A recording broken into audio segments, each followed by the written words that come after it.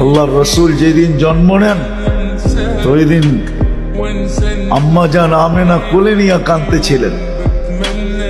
সবাই জিজ্ঞাসা করতেছে কাঁদো কেন? পরিবারের লোকজন, শ্বশুর বাড়ির লোকজন কেন কাঁদো? আব্দুল্লাহ নাই।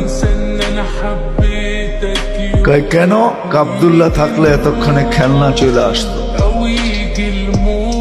আল্লাহ যেন কানে কানে বলতেছিলেন আমেনা কাঁদিস না, আব্দুল্লাহ খেলনা আনলে আর কোত্থেকে আনবে? মক্কার বাজার থেকে পাথরের আনবে, কাঠের আনবে, প্লাস্টিকের আনবে, মাটির আনবে। সূর্য ডুবতে দে, চাঁদকে খেলনা বানায় পাঠায় দিবে।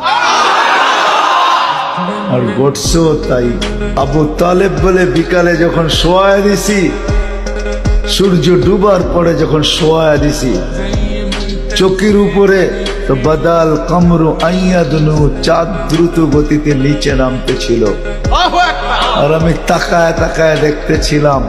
যখন একবারে নিকটে চলে আসছে তো চিৎকার দিয়া ফেলছি, ভাবতেছিলাম তোমার উপরে পড়া না যায়, কিন্তু তোমার মাথার কাছে এসে থেমে গেছে। তুমি হাত পাও নাড়াচাড়া করতেছিল আর চাঁদ উপরে টাচ করতেছিল। তো বলছে চাচা জানেন চাঁদ কি বলতেছিল? তা তো জানি না। বলে আন্নাল কামারা ইউগান্নিনি ওয়া ইউহাকিনি ওয়া ইয়ামনাউনি মিনাল বুকা।